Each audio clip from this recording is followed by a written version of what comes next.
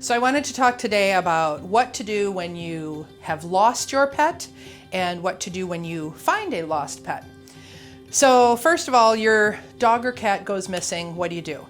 All the first initial panic aside and the chasing and the screaming, the first thing to do would be call your local law enforcement / animal control. That's different depending on where you live. I would start with whatever shelter you know to be closest to you and whatever law enforcement services your municipality. Every shelter is different as far as what municipal contracts they hold or don't hold, where they accept stray animals from or don't. And different municipalities have their own protocols too. Some little townships will hold their own strays for a little while and then take them to a shelter. Some do none of that. It's anybody's guess. So first thing, law enforcement and any shelter you know to be closest to you. Whatever shelter you call is likely going to offer up more shelters and agencies to call. If they don't, you need to ask. The next thing, get on social media.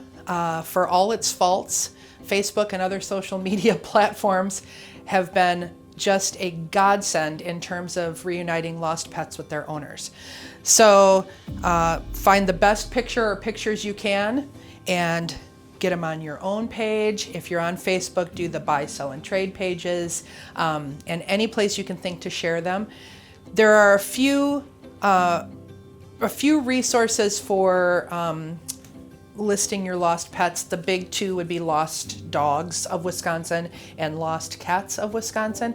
And they're pretty user-friendly forums. You get in there, type in your information, load a picture, and those organizations will do a lot of sharing for you.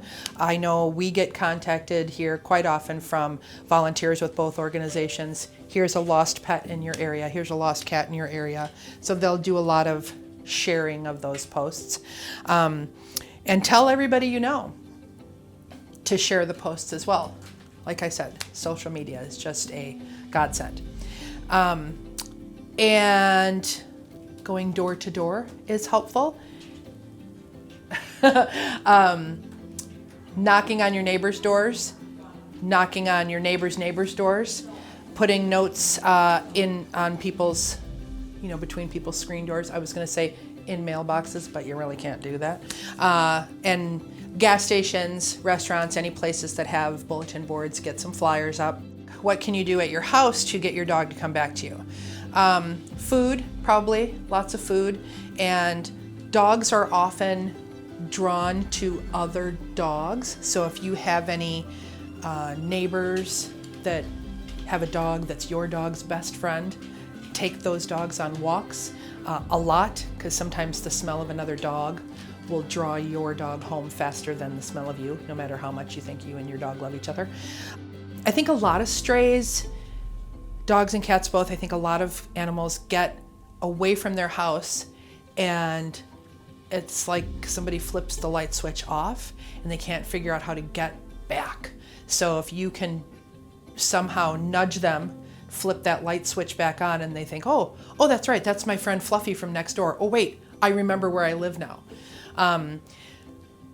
So it's, getting out and with the other dog or the bag of treats or things that are familiar to get the light switch flipped.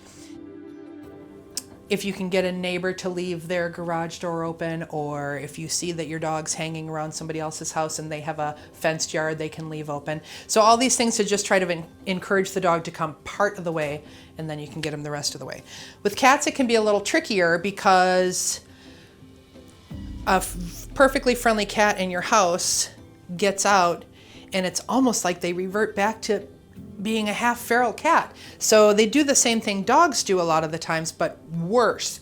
So a lot of cats tend to hunker down too. They'll hunker down under the neighbor's back deck or 3 doors down in somebody's shed that they left open.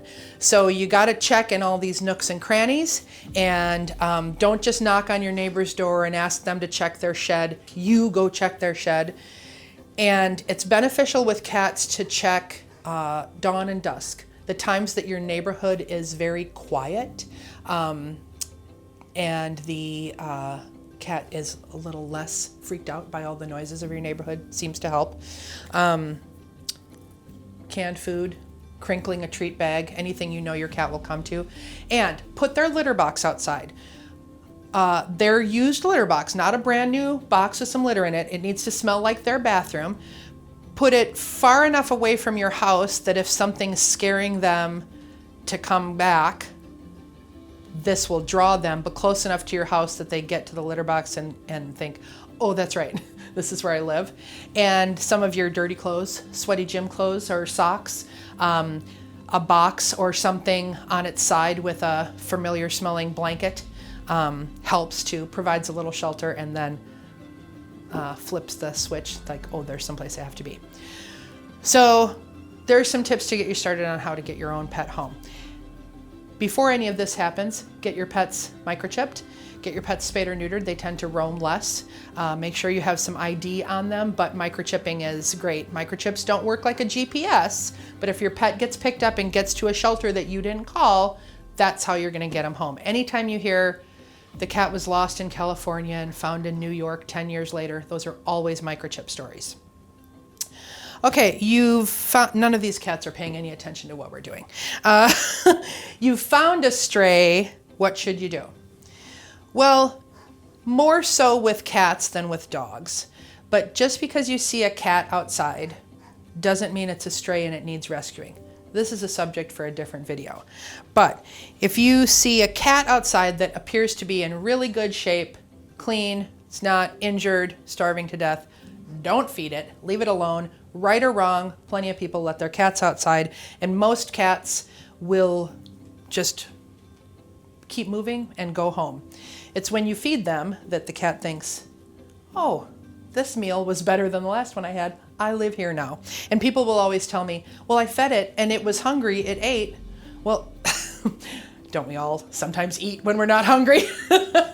So just if you see a cat outside that looks like it's in great shape, clean, not injured, well fed, avert your eyes. If it's still hanging around in a couple of days, then that's time to call your local shelter and see what the next steps are. It is not legal in the state of Wisconsin to find a stray and just keep it. And just because you find an animal outside, even if it doesn't appear to be in tip-top shape, doesn't mean that there's not an owner looking for it somewhere. Any questions about any of that or any other pet issue, of course, we're always available. Our website has a lot of information. Our Facebook page has a lot of information, and you can always call. So the website is just the abbreviation for our name, which is Green Lake Area Animal Shelter. It's GLAAS.org. And on the website, you can find all the other information. Thank you for watching.